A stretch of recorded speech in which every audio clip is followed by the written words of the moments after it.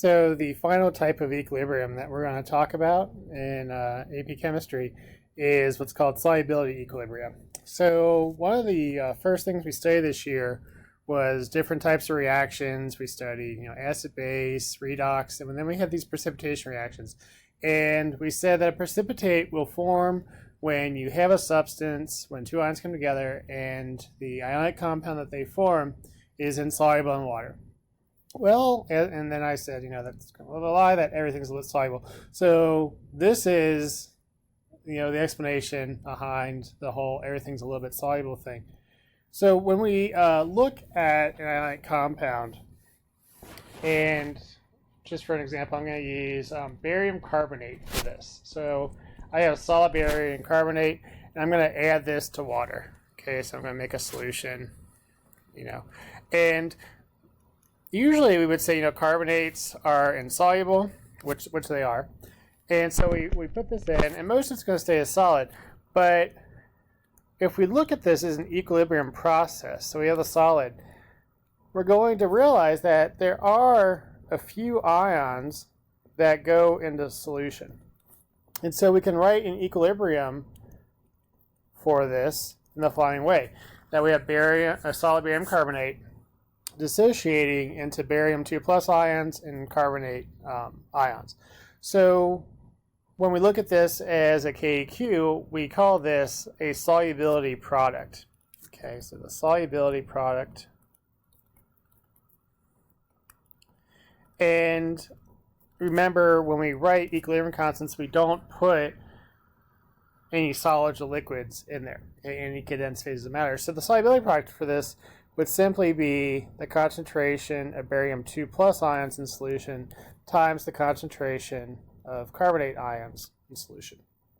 Okay, you could have something else. You could have like calcium hydroxide is another example. So it doesn't always have to be a one-to-one thing. We dissociate into calcium 2+ ions and 2 hydroxide ions. Okay, in this case, the KSP, the solubility product of this, would be written as the concentration of calcium 2+ times the concentration, times the concentration of hydroxide squared. Okay, so when we look at solubility products for these what we call insoluble compounds, what we'll notice is that they're not, they're not zero. Some of this solid will dissolve in solution. So the solubility product for barium carbonate is 5.1 times 10 to the -5th. So yes, it's very small. It favors my reactant, in this case the solid. The point is, a little bit of this will be in solution. For the calcium hydroxide, it's 7.2 times 10 to the -15th. And so what we would say is that this calcium hydroxide is less soluble, or more insoluble, than the barium carbonate. And I base that determination on this KSP. But besides KSP, maybe something that's more telling is what's called the molar solubility.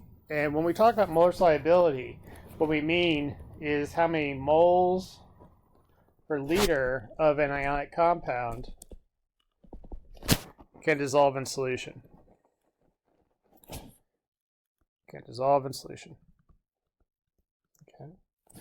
And we can find that by figuring out the molarity of the ions in that solution. So I'm going to use this example of, I just realized back here.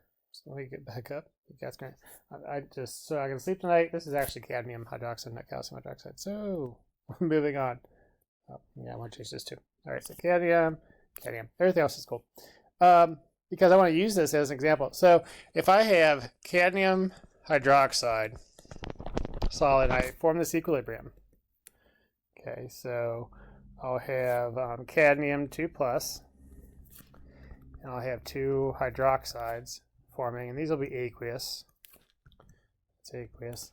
And I would say the KSP will be equal to 1.2 times 10 to the -5th molar. Sorry. I'm giving answer to the problem. So this would be, KSP would be 7.2 times 10 to the -15th molar. Okay. And when I talk about the molar solubility of this, what I'm talking about is how many moles per liter of this will dissolve. But what I notice is that for every mole of this that dissociates, I'm going to get 1 mole of cadmium 2+. So if I can find the concentration of cadmium 2+, I have how many moles per liter of the cadmium hydroxide would dissolve. So when I think about this reaction, initially I'm going to start off with 0. Okay, so kind of a rice table. Initially I have 0. Then my change, I'm going to make x of that. I'm going to make 2x of this. And so at equilibrium, I'm going to have x, I'm going to have 2x. Okay, and then I can write the KSP, which I know is 7.2 times 10 to the minus 15. I can say that that's going to be x times 2x squared, or 4x to the third. Okay, and then I just solve for x. I'm sure you guys can do that. And if I solve for x, I get 1.2 times 10 to the minus 5th molar. Okay, and I would say that this is the molar solubility of the cadmium hydroxide.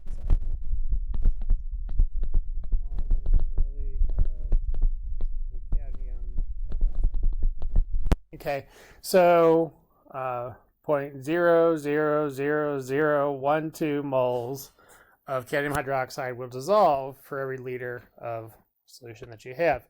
And you can do the same thing with pretty much any ionic compound. If you know the KSP, you can use the KSP and you can find out how many moles per liter of the compound will be able to dissolve. And this is called the molar solubility of that compound. So that's something that you guys may be asked to do.